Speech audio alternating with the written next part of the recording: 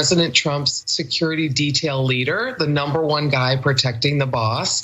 And the boss liked him so much, he installed him in a political White House job. That broke every Secret Service tradition in the book because he stayed as a Secret Service employee, but Trump essentially had him directing the Secret Service to make sure that all of his campaign events, all of his photo ops, everything he wanted to do to get reelected went off without a hitch. Tony Ornato was the secret hand behind all of that. And that's what Trump wanted. Trump White House staffers and Secret Service agents have told me repeatedly he's a Trump acolyte. He will defend the president to the end, and he remains in contact with Trump world. So I want to stress that also Tony Ornato has indicated to his bosses that this story Cassidy Hutchinson told didn't happen. Well, Tony Ornato has said a lot of things didn't happen. He has tried to say to the press and to me indirectly that the clearing of Lafayette Square was not done for President Trump's photo op. Well, that's not true. He was at the center of that.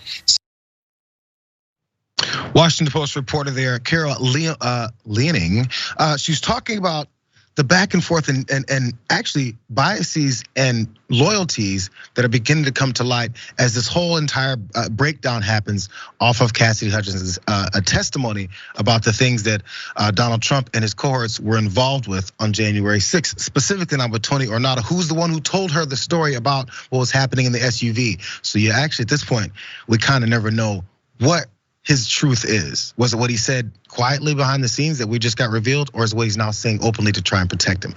There's reasons why he might be protecting. Let's go to some details. Because the former White House aide testified that Ornato, who moved from the Secret Service to Deputy Chief of Staff, told her that Trump became irate when a security detail would not take him to the Capitol on January 6th and lunged for the steering wheel. We heard about this story. It's been talked about consistently. Again, in the case some people didn't realize this, Ornato told Hutchinson that story secretly and quietly. Not any kind of, hey, you guys, make sure you take this to MSNBC. It was between the two of them, and she relayed it at her testimony. More. So in the interview with MSNBC, she said a very large contingent of Donald Trump's detail who were personally cheering for Biden to fail. A very large contingent of Donald Trump's detail were cheering for it. More. Some of them even took to their personal media accounts to cheer on the insurrection and the individuals riding up to the Capitol as patriots. That is problematic. I'm not saying that Tony Ornato or Bobby Engel did that, but they are viewed as being aligned with Donald Trump, which cuts against them. However, if they do testify under oath, this is what happened, quote unquote, I think that it's going to be important. So that reporter from the reporter that started this whole thing out, Carol Leoning, she continues on. Let's watch more.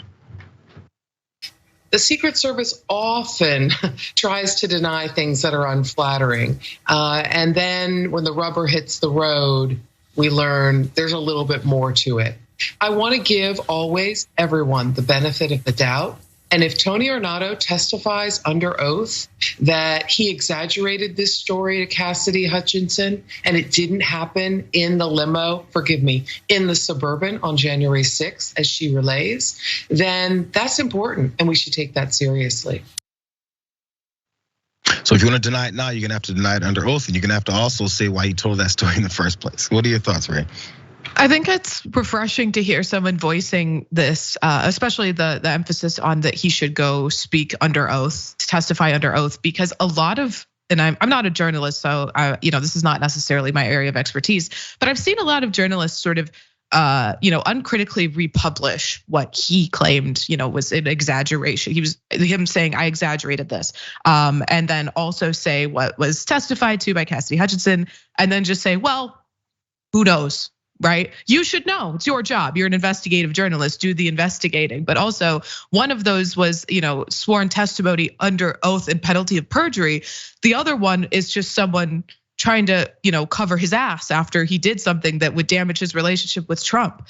Like it seems pretty wobbly to me to be reporting, especially the outlets who sort of said this is a direct refutation of her testimony, and we should take his word because he was there. But it's like, It's just been really suspect to me. My man has not testified yet. Yeah, you can say anything you want to the media. You can say anything you want on Twitter. Those things aren't under oath. Now, by the way, most people don't give a damn about if they're under oath or not, because none of these folks that say they believe in God actually do.